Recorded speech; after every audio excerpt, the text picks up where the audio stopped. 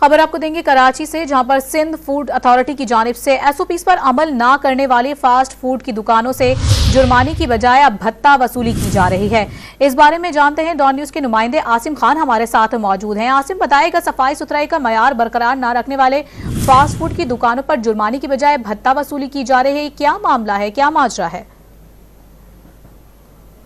Food authority بنائی گئی تھی تاکہ لوگوں کو صحت مند ماحول میں اچھی غذائیں جو ہے وہ فراہم ہو سکیں، لیکن اب جو ہے سندھ فوڈ اتھارٹی کی ٹیموں نے جو ہے شہر کے مختلف علاقوں میں یہ شکایت مل رہی ہے۔ تاہم لیاقت آباد میں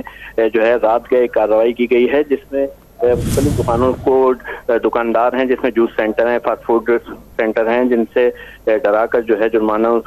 سے ڈرا کر ان سے 10,000 فیصد رقم وصول کی گئی ہے۔ اور جب لوگ یہاں پر جمع ہوئے ان سے پوچھ گچھ کے لیے تو یہ اتھارٹی کی ٹیم جو ہے فرار ہو گئی ہے۔ اس میں اسسٹنٹ ڈائریکٹر ہیں لیاقت آباد کے سندھ فوڈ اتھارٹی کے زاہد چاچڑ، وہ خود جو ہے موقع پر موجود تھے، جبکہ ان کے ساتھ 2 غیر متعلقہ شخص بھی جو ہے وہ گاڑی میں موجود تھے، اور انہوں نے دکانداروں کو ڈرا کر جو ہے ان سے پہلے 40,000 کا تقاضا کیا اور پھر 10,000 روپے فیکس کے حساب سے لے کر جو ہے لوگوں کے جمع ہونے کا فرار ہو گئے۔ تاہم اس بارے میں جب DG سندھ فوڈ اتھارٹی آغا فقر سے بات کی گئی ہے تو انہوں نے اس خبر کا نوٹس لیتے ہوئے فوری طور پر اس مذکورہ ٹیم کے خلاف کارروائی کی یقین دہانی کرائی ہے۔ تاہم اسی طرح کی